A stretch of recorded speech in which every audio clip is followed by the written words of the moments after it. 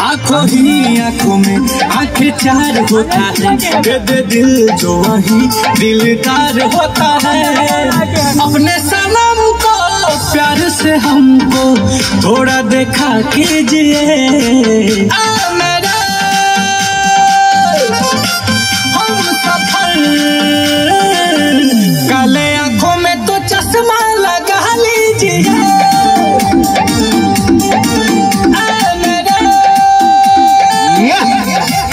क्या बात है? काले आंखों में लगा लीजिए।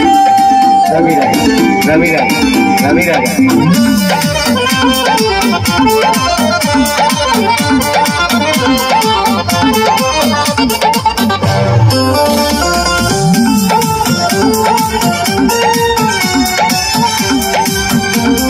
गाल गुलाब के पंख के जैसे होठ तेरे मधुशाला है। कह दो सभी से आज अभी से आपका ये दिल वाला है। ऐसे हंस के दिल में बस के